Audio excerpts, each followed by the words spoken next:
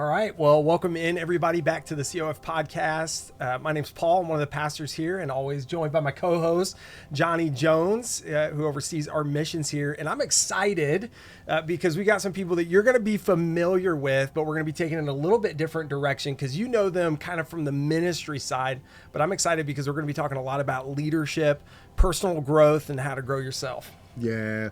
Well, what's up, COF family and those all around the world. I'm Johnny, pastor of missions, and we are super excited to have our friends in with us in the studio, Marco and Carina Monroy from Comunidad de Fe, all the way from Cancun, Mexico. Yes. What's up, guys? Thank y'all for being here. Thank you for having me. Was that good? Nailed it, Johnny. Okay, That's cool. why you took that part, because I wasn't confident in my abilities. Yes.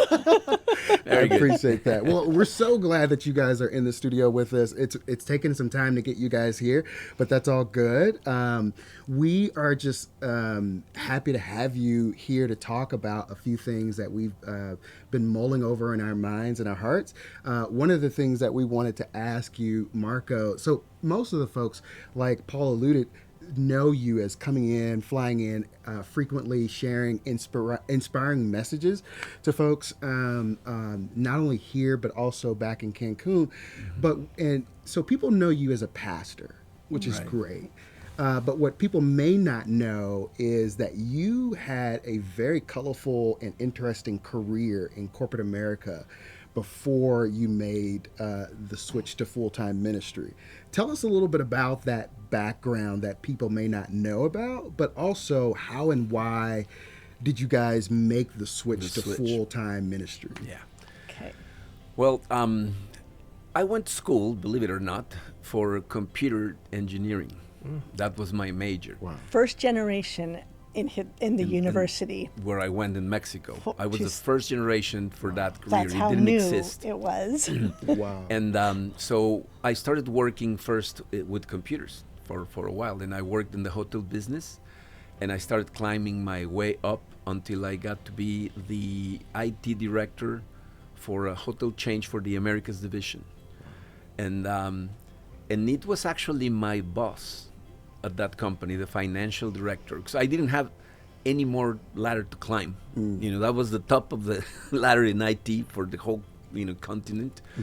And my boss one time said to me, "You missed your calling. You're not supposed to work with computers. You should be working with people." Wow. And by then I had been studying a lot of human relationships, leadership, but on my own, I would buy books and study and stuff. And then at some point I started getting frustrated with working with computers.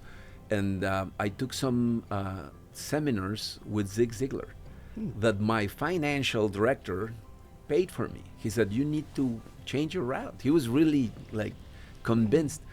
And after I went to see Zig Ziglar speak, I thought, this is what I need to be doing.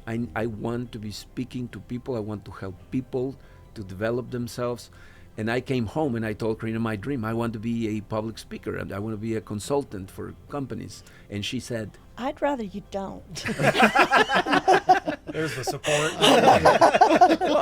but she I was knew right. what it meant as far Yeah. as if you were a consultant, you go to them. They don't come to you, generally speaking. Yeah. And we had, at that time, 3 children at home, young. And I started because I said, this is what I feel my calling to be. So the time came when I, the company, Melia is the company that I was working with, moved us to Miami. And Carina did not like Miami at all. Okay. So after a few months, I quit. And another systems company immediately hired me to be the managing director for Mexico and South America. But soon I realized I was completely frustrated because I had been studying a lot, and I decided to quit. And I started consulting. I started teaching. I started, working with hotels, telling them, leadership, management, human relationships. But then it got to the point where I was completely frustrated because I would teach at the highest level of the, the companies that I work with, and I would have executives that would come and tell me, "I'm doing everything that you're telling me, I am balancing my time. I know how to manage my time. I'm setting goals. I'm reaching them, and I still feel empty.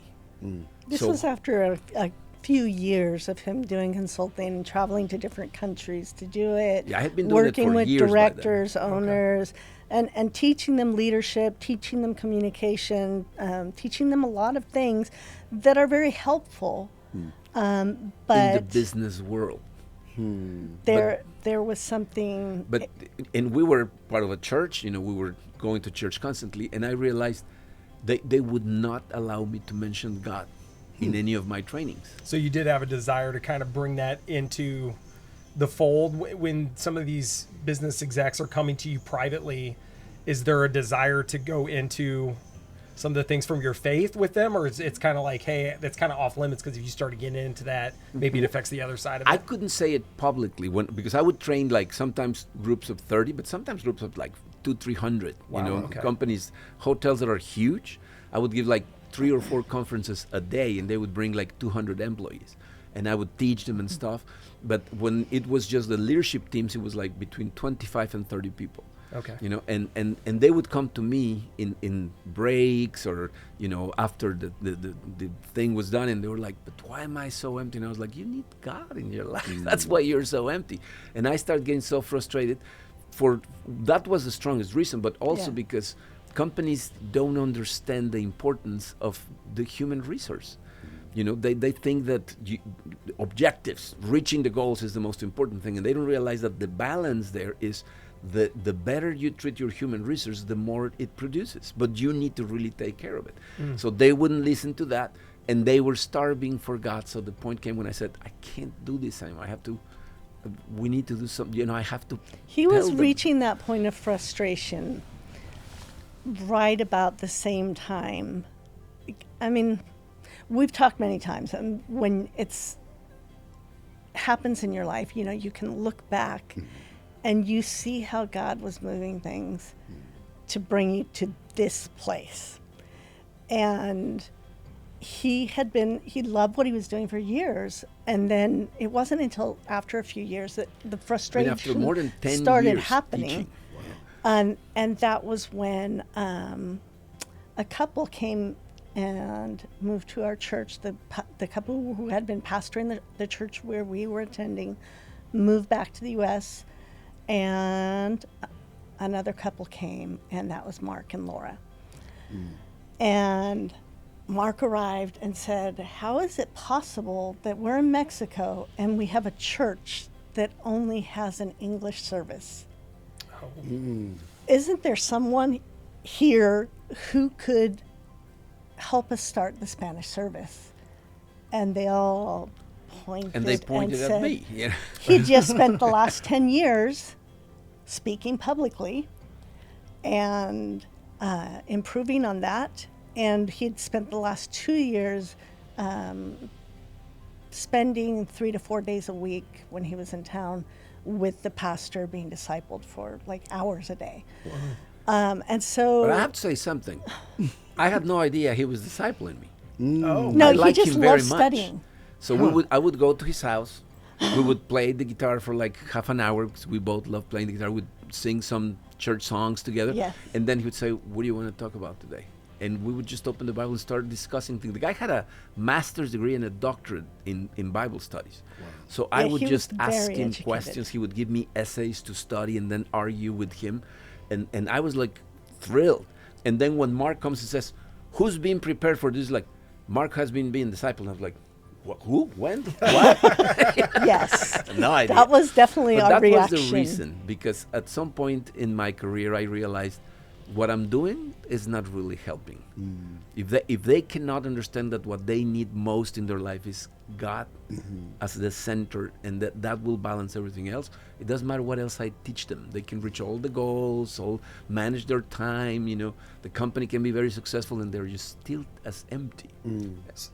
And for me, I'm curious, when was that inflection point where you said, now is the time where I get off the ship of corporate America and get on the ship of full-time ministry? Well, Mark. That was Mark. Yeah, that was Mark. Wow. Mark, Yeah. first he told me, we want you to pastor the church here in Cancun. And to be honest with you, we were both scared. I said, like, I'm really not ready for this. I had been, in the discipleship with Terry without even knowing. He'd been serving in the church for like a year, I think. I was worship leader, if you can believe that. I was, I was leading the worship, but I did not know the Bible that well. And I was honest with Mark. I said, look, I don't think I've read the Bible through from cover to cover one single time. I've been studying it for a long time. We had been Christians for a while, but I don't feel prepared. And Mark said, don't worry, we're going to start. I'm going to first just give you sermons that you will, like tropicalize, like make them your own. And I said, and if somebody comes and asks me a question and I don't know, you tell them, I don't know, but I'm going to find out, and you come and talk to me, and then you'll go back to them. And I was like, so you'll be here? It's like, yes. We started the church in Cancun on April 28, 2002. In April, May, in June, at the end of June, Mark said, we're leaving back to the U.S. Wow. So 3 months later. Okay. And For we had a few multiple hundred reasons. people. There was a lot Yeah, there were happening. a lot of reasons why, but we had a few hundred people by then who had been attending for months. And we just said, well, I guess we'll just keep going. And in Mexico, there's not a lot of Christian churches, and the ones that there are, I've never seen one that is like ours. There's one in Mexico City that's very similar, but in Cancun, I don't know of any church that is similar to They tend to be ours. either very charismatic or very legalistic. That's the two things. We really didn't have like a support system. It was just kind of, especially that first 2 years. Yeah, because we Mark left, and he said, I'm going to try and get support for Cancun, but he tried. He went to his brother, he went to a few people, and no one was interested at that moment in Mexico. The mission field was kind of taking its eye off of Latin America and and going moved to Asia.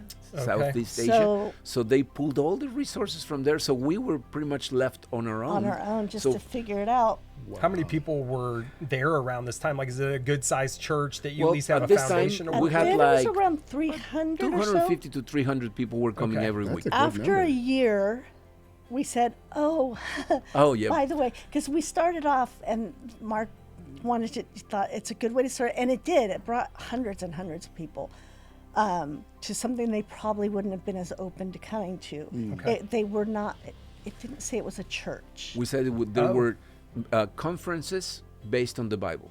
Yes. And people came, but we didn't have music, we didn't have worship, So after a year, we said, we told the church, guess what? Surprise! This is a church. This is a church. So we lost probably a third of the people. Yeah, when we some did of the that. people, yeah.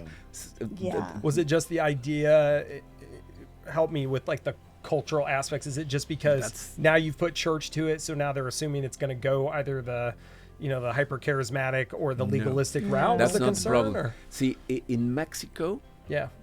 religion, it's a cultural inheritance, not your belief system. Oh. And most of the people are Catholics.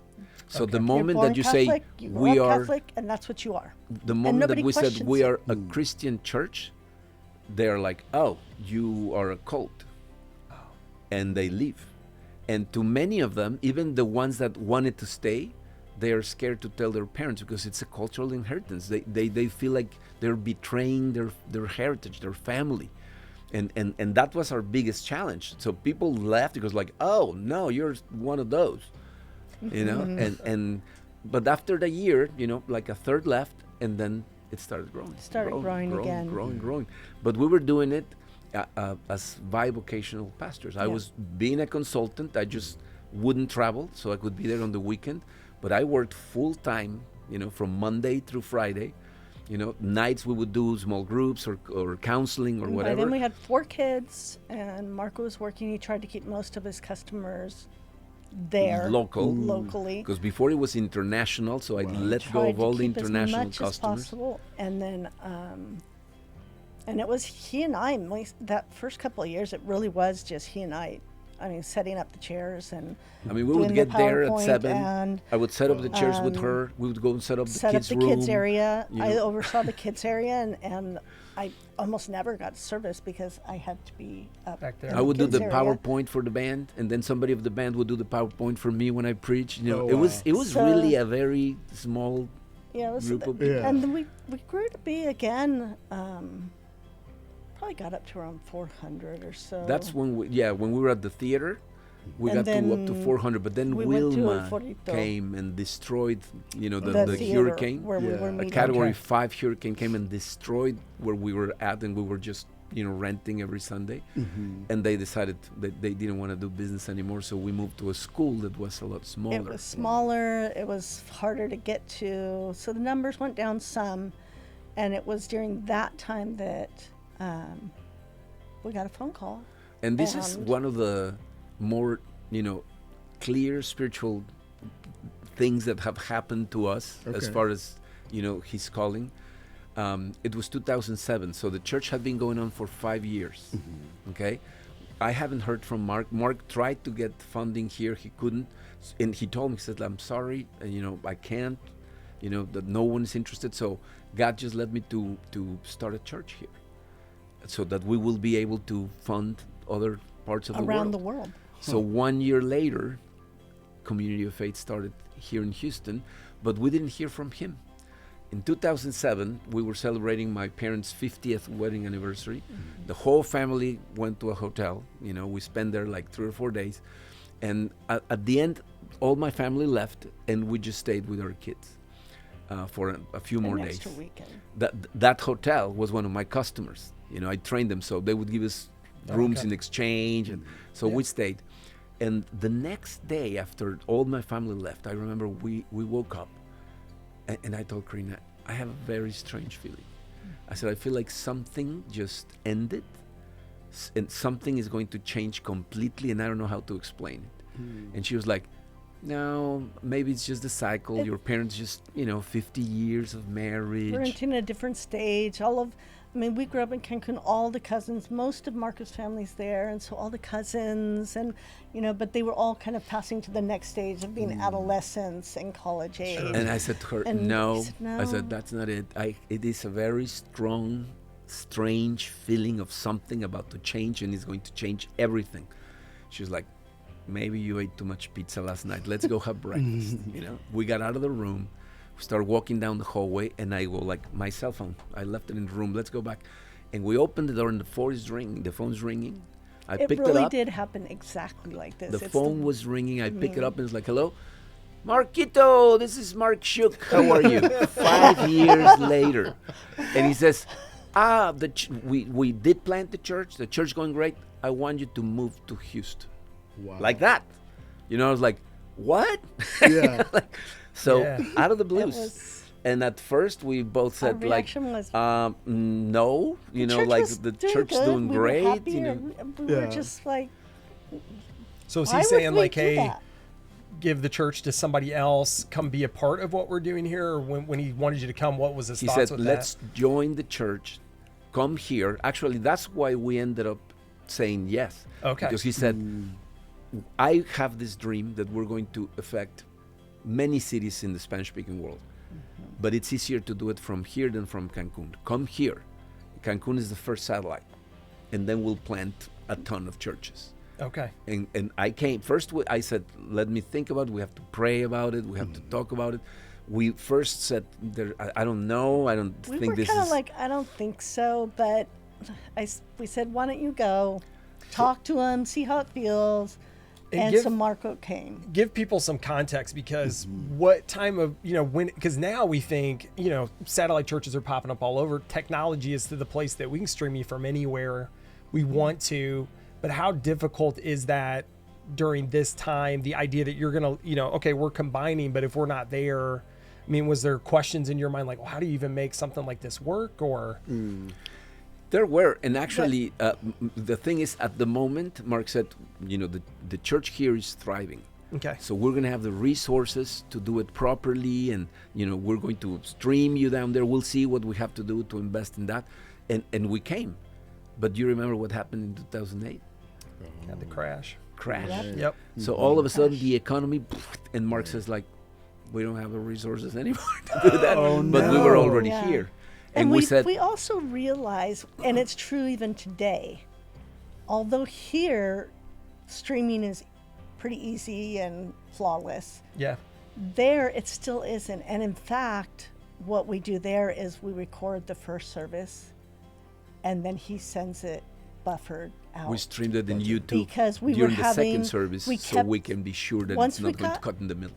once we got into the building, we're like, we actually have an antenna on our roof. They're renting our roof to have An one internet of the service internet is provided services to the Wow. community. that's done by a satellite type thing, and it was still It was sketchy. still not working failing correctly. more than It one was time sketchy. in the middle of a sermon that our church in Merida or the people in Mexico was like, City, it in the broke. middle of a sermon it stops And so streaming. we just So said, what do you okay, do?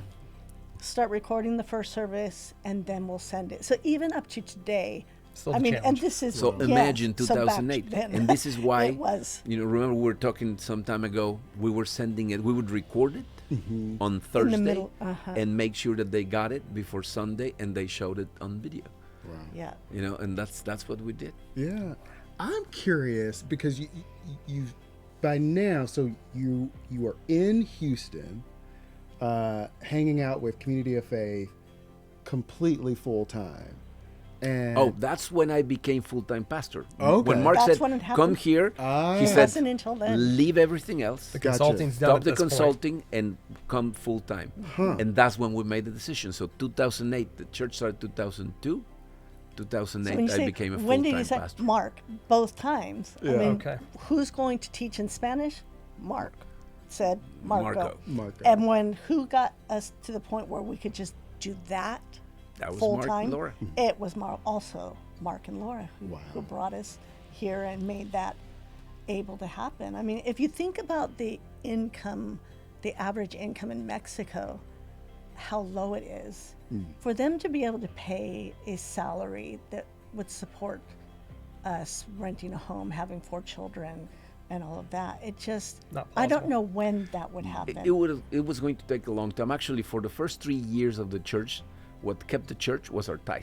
Yes. Really? So I was Yeah. doing really good That in the paid the consulting rent, business. that- I was doing very, very well. Yeah. But it's not what I wanted to do anymore. So when Mark said come full time, I was thrilled. I was like, finally. Yeah. I think Yeah, it's that was the awesome dream. though how God keeps you guys in this moment. So not only is he bringing you along, but he's making sure that you're taken care of and you're able to financially Right. support the church till it gets to a point where, because God's bringing this together, Mark and Laura in a place where that they can get you to go full time. To me, that's a really, it's an amazing full circle moment where God is bringing that together. But I'm guessing this had to have been a lot of faith steps. I can't imagine if you all came to me and said, hey, why don't you and your wife come move to Mexico and be a part of what we're doing here? I can't imagine leaving everything I'm familiar with, all of my family. I mean, was that a challenge? Because when he was going to go consulting, you said no. So how do we get to the point where y'all are, hey, we're all in and we're going to Houston? When he called, he came to talk with Mark and Laura. He said, come and Mark spend a weekend here. explained, Mark Okay. explained his dream to Marco. Okay. And when he left, it was, we were still with the mentality, we're probably not doing this. But Yeah. let's, we've got a friendship with them, and We you need should to go go and check it out. talk to them. And I think 2 days later, you called Well, me. the thing is, Mark did something that I thought was brilliant, because I thought he was going to sales stalk me, for a couple of days. But what he did is he sent me with his staff, says, go have lunch with the guys, go have lunch with these people, go meet this, so for a couple of days I was hanging out with the staff. And then, the last day we talked for a long time. I came to church services, I was here. And that Sunday night, after praying I called her and I said, I think we need to be here. Wow. And I we need said, to come. seriously? She was not thrilled. So you're not on board right away. No. Okay. No, this okay. was a step of I'm gonna follow you in faith if you feel that God's telling you this. Let's go. Let's How do were the it. kids? How were the kids during this moment? Because that's got to be a huge factor. It was hard. It was very hard. Angie, the oldest one, was already living in California. She was with us in Cancun because she was there on vacations. Okay. And Marquito, Marco was our about next to. in line. He was 18, so he was About ready to to leave. go anyway. Also, Alex was Alex a was teenager, not and he was happy. very upset. And then Kat, the one thing that helped was her cousin came. They wanted her. to A lot live of with people us. in Mexico will say, if they have family in the U.S., they send them to live for a year in the U.S. from Mexico So they to can get learn their English English and, you know. and so they. So sent, my sister said, "Can I send my daughter there?" So she came then and lived with us for a year. Kat was thrilled. And Kat loved that because she had a sister living there in the house with her. Because her older sister's a lot older than her. She's 12 years older. So She'd it never had a was- sister. It, So that she was made thrilled. it fun for her. So And, that and was actually, to be honest, I think it was a very godly thing for the whole family because our son Alex, who was still, he was like 16 when this happened, he was going through one of the worst seasons of his life as a teenager. Adolescent. I mean, Yeah. he was like doing full-blown terrible. adolescence. Raising a teenager in Cancun is really tough. It's really hard because a lot of parents are very permissive. And in Cancun, kids, like 16-year-olds, can go to a bar and drink. Nobody cards them, you know, like, Even and parents are allow serving them drinks. So it was hard. You know, like he had this girlfriend. He was 16. He had a girlfriend that was 14 years old. And he would tell me, it's like, I want to go out this weekend. At what time do I have to come back? And I was like, I'm going to be like flexible. It's like, how about 1? And he would be like, what? My girlfriend is 14. She's allowed to come back at 3. And I have to be back at 1?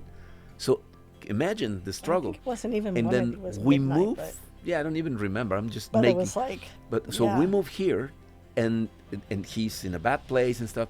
But the first week he said like, my friends are having a party. Can I go? And I'm like, sure. And he goes, and then at 11:30 he goes like, have to come pick me up. Kids are not allowed to be after 12 out here. And I was like, oh, that's so cool.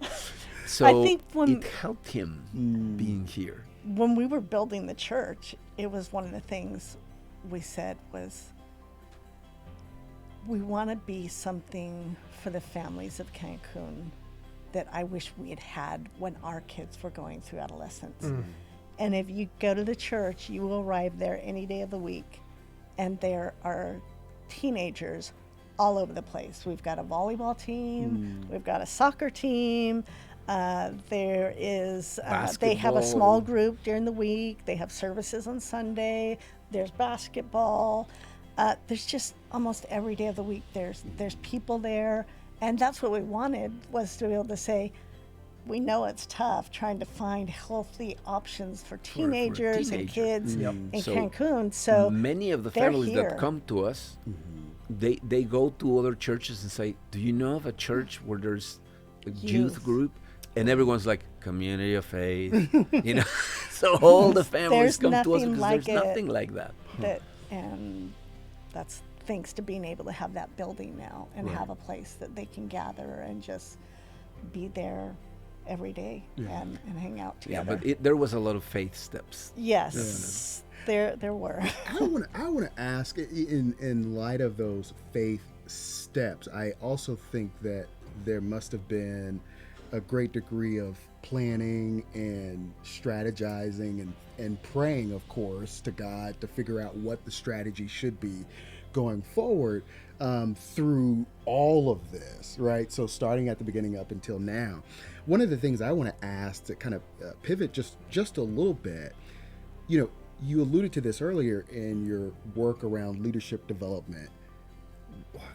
Were there any correlations, or are there any correlations between leadership skills needed to be successful in corporate America versus leadership skills needed to be successful in full-time ministry? See, there's, in my view, there's 2 types of leadership that you need in your life, and particularly in a church. One is spiritual leadership, which means, you know, in your life, you allow God to lead your life for His purposes. when you're exercising spiritual leadership to help other people, you're going to help them find what purposes God has for them and lead them. And that's what, as a pastor or as a minister in any of the areas of the church, you're supposed to do spiritually. But then there's organizational leadership, which is a different thing, because that's when you have to make sure that every person that works for the church, whether if they're staff or volunteers, are going in the same direction as the vision that you have been given by God for the church. So this is not spiritual leadership. See, it is spiritual in as far as the fact that I am following the vision that God has given us, which, to be honest, we receive from Mark, because they are our leaders. So I trust that God is leading Mark in a direction that he passes on to us, and we follow that direction. And my job is to make sure that every single person in our church in Cancun understands that vision and follows it. So the vision of our church in Cancun, it's 100% tied and linked to the vision here. Now, we have to develop certain things in a different way because our cultures are very different. It's not the same culture. You try to do the same thing that you're doing here or there, it's going to fail, and vice versa. We're very different culturally speaking. But you do need to develop leadership skills in every person that leads a ministry, that they need to understand this is organizational. You need to reach these goals organizationally speaking, or the church is not an organization, it's an organism. But we still have, certain goals, right. And they all need to understand and line up with the same vision. See, a little bit of time ago we were talking previously, and we were sharing with you how one of the biggest struggles that we had was to find the right worship leader. Why? We had very talented people, very spiritual people, but with a different vision. So constantly it was a struggle where I'm trying to bring them in this direction and then trying to pull in this direction, and it creates a problem because the people of the ministry realized that their leader, it's going in a different direction than the church leader, and they get confused, and that's a problem. It stops things. So there is a very close relationship. Actually, see, the place where you need more leadership skills is at the church more than in the corporate world. In the corporate world, you need leadership skills to be very productive, but you have authority. See, you have leverage. Try to fire a volunteer. Yeah, it's tough to do. Try to coerce a volunteer, It's like either they want to follow you or they don't follow. Right. And our church in Cancun survives because of volunteers. Our staff is very small. And I know that's true here too. You see the army of volunteers to make what happens here every week happen is always thanks to the volunteers who show up and give of their time. And that's trust in the leadership. Yeah, it is a different type of leadership than in the corporate world, because you can, to a certain extent, squeeze the human resource to produce. They need the job, that's why there's so many companies with bad leadership, and they still survive. The ones that do the best are the ones with good leadership. But they don't understand the difference sometimes because they think leadership is authority. Yeah, it's control, and it's not the case at all.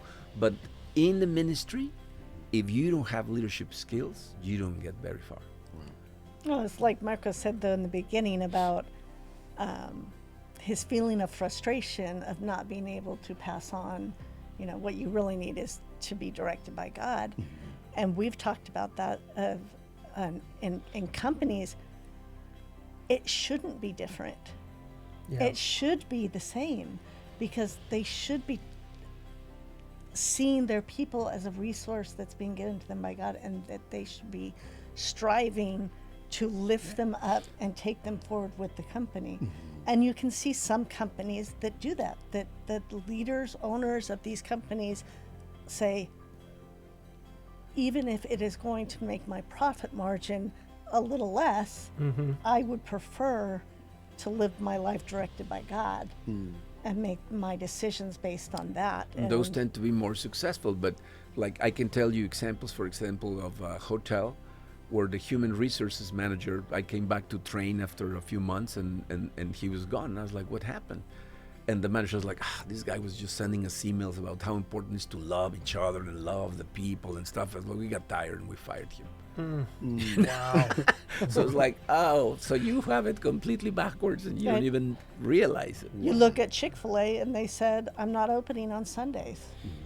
And people And everybody laughed and at said, them, you know? Are you kidding me? You know how much money you're losing? How many people, families, that's when they go out and buy their fast food meal and things. I said, I don't care.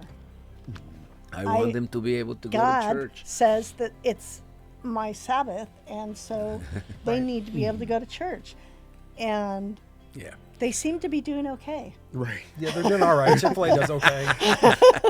Well, I want to ask kind of off of, talking about this leadership side of things and the organizational side. After COVID, a lot of businesses, not all, I know that there are some that are still struggling, but I feel like businesses were able to bounce back a little bit quicker than churches, at least here in the U.S. I mean, church attendance is down really across the board. I mean, Community Faith has been blessed in that we're seeing an uptick in attendance, but I'm curious if you see any correlation in lack of that, maybe that leadership training in the overall church that maybe is hindering some of our growth, in the same way that you said you felt that frustration that God wasn't being injected into, corporate America. Do you think maybe the church could use a little bit more corporate mentality? I feel like talking about leadership in the church world can be kind of almost taboo, like something that we don't want to talk about because it's always supposed to be spiritual, and hey, we don't want to get into the leadership side of it, because if we get it too much into that feels too businessy. That's not how God does it. But you feel like, you guys probably feel like that's something that's integral to the growth of the church. I think it is. I think that in many instances, the reason why, there's people that have great potential, in the ranks of a church never really live to their full potential is because certain people, are afraid. Yeah. You're nervous about, you see somebody coming with great skills and stuff, and it's like, well, let's squish it, and that's lack of leadership. The only way to keep going up is if you keep putting great people under you that help you to go up. So on one hand, I believe that could be a reason. I believe that the challenge is different for the U.S., and I'll explain why. I think that one of the things that was exposed through the pandemic is our lack of trust, or, basing all our trust in God. That's good. Because, see, a lot of the people, all of a sudden, when they lost their next thrill, like there's no parties, there's no movies, there's no vacation, all of a sudden they're all depressed. So their source of hope wasn't, God. Wasn't, okay, I have this deep relationship with God, this is going to keep me going. The pandemic should have been a time where you use the time that you're isolated to, like meditate more on His Word, get the strength from Him, But a lot of people got completely depressed. So all we showed was we're holding on to things that are not God to give us hope. And people just stopped coming to church because they were not getting their hope from church. They were getting it from somewhere else. Everything and that's something that is very sad, that it was showed in the pandemic. In Cancun, when this happened, we came back, we reopened, and like a third of our old members never came back. We have a brand new church, not the whole, like 40-50% are still the members that were coming. Okay. But we got a lot of new people that were looking for hope. They were like, no, we need this. We need some place to get hope, that it's not the next thrill that the society was I'd offering. say our numbers are back now where they were, and it took a little while, partly because it hit really hard in Cancun, and there was some fear. Others, they weren't allowed to. We would have been fined if they'd taken off masks and things, and there are people who are just like, I can't breathe if I have this mask on. I can't. So they just stayed online. And we still have probably, 5-10% of the people who are still just watching online because they just got more comfortable there. Yeah, they got used to it. But we've got and like what 20%. was different is in Cancun, you guys were allowed to come back without masks. In Cancun was against the law. They would shut the church down if And we fine went without a mask And for they were the checking. longest time. Wow. And they would go check. And there were churches that were shut down and fined. And so it was really... There were a lot of rules that we had to follow. Well, in the beginning, you guys were a little bit not as quick to shut down initially, right? Didn't Mexico kind of stay open a little bit longer? but than not everybody us. else? But not our But not church. the churches. Not us. Oh, Our not The thing you is, though. Oh, this okay. was Okay. a very coincidental, godly thing. Okay. We were in Barcelona in Spain when the pandemic hit Spain. And we saw We arrived, there were firsthand. 0 cases on the mainland, and We left for we 10 le- days to an island, came, came back, and Barcelona was a closed ghost down, and their town hospitals in were 10 full. days. Full. So we flew back. The airport in Barcelona when we're flying out was like a scary, eerie thing. Like where something from a movie. I mean, out of a movie. Guards, Security like making sure guards that you didn't touch and- anything or stand close to each other. There And was it one was- store open that you could buy water, and there were boxes They had a piled around so barrier, you couldn't get close. so you didn't get close. to the And we get person. on the plane and we land in Miami, and the airport It is is a party town. And we were like, these people have no idea what's coming. So we got back to Cancun, which was also like nothing. And we got we our staff closed the together, church. and we said, We got there. the and said, wave like, is coming. It's already, it's probably already here, Right. and we just don't know it yet. So you're leading the way. And You're not waiting for government we response. did to not you as a wait for church. Or, Send out the message. 2 weeks we're later, closed the now. government closed everything in Cancun. But by then, we had We already had been already closed. closed. did this build in some trust with your people? I Yes. mean, I'm assuming Yes. people are going, okay, They knew. they're hearing from God. Yeah. You know, A lot of the people started coming back when we did reopen because, I mean, we were forced to follow all these regulations, but in a way it was a good thing because the Because we people who were wanted to enforce afraid them. felt secure in the fact that they are following all the guidelines of there had to be 2 chairs in between each family group. And these were rules that were given to us. So it was sort of like with our son, the curfew's midnight. You can't go out after that. You can't drive a car without an adult present. All these things, they're helpful to you as a parent. Right. Well, it was helpful for us to keep our All the our guidelines group and safe. safe. It got tiring at one point, but now it's nice to be back and not have to worry about those but as things. leaders, you're constantly with that mindset of we're putting people first. Yes. Yes. I love that. And I think that the church appreciates it very much. They trust our judgment because we're always, thinking of them first. Yeah. So Well, speaking of the church, one of the questions that I want to ask you to answer is, what is your challenge or sort of prophetic word, if you will, that we've been asking all of our guests who've come on this into the studio to answer?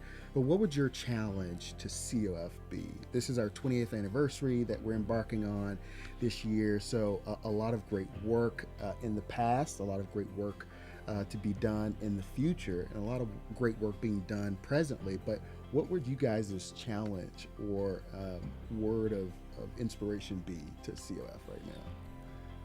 What I would challenge every member of the church with is this. See, a lot of people come to us and ask us, how can they get more like the meat, like not more milk, but the meat. And sometimes they understand that as like, can you give us like deeper sermons? Can you, teach some part of the Bible that I have never understood? And what I try to explain to them is this: what you need to seek is spiritual growth in yourself. And the only way to do that, when Paul says stop drinking milk and eat meat, like we gave milk to our kids, we eat meat by ourselves. Oh, that's good. So That's so good. you need to learn to feed yourself, because if all the feeding you're getting is what we preach here on Sundays, you're eating once a week. You need to learn to dissect the Bible, to meditate on the Bible, to be in communion with God through your reading of the Bible so that you grow spiritually. Make it This a is my priority. challenge for the church here and in general. You know, we need to stop seeing the church as an attraction for the weekend and see it as the means that they provide to me so that I can grow spiritually and have true communion with God by myself. Otherwise, there's no growth. You know, and I think that has been the problem with the church at large, that people are not concerned with spiritual growth. You know, they're concerned with like fill my needs. Yeah. You know, and that's not what Jesus called us to. You know, so we need to become true disciples, followers. You know, we do and learn And live our life and make it a priority. We're all so busy.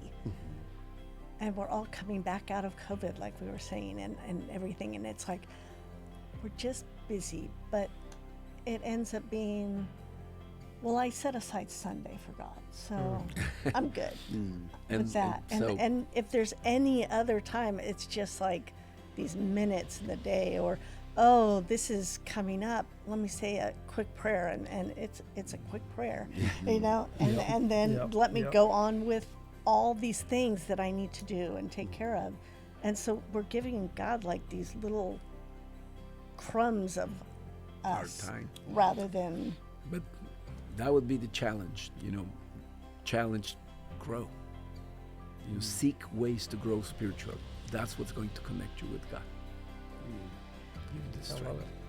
And we got so much more work to do at Community of Faith, and obviously we can't do it by ourselves. And so if people are feeding themselves and becoming those disciples, then they have an opportunity to pour out. So, well, I'm just so grateful as one of the pastors here at the church that you all come and pour into us as regularly as you do. I can't imagine what that travel schedule looks like, but I'm grateful not just for the words that you guys speak on Sunday, but even opportunities like this where you're pouring into us on a deeper level. So thank you for all that you do.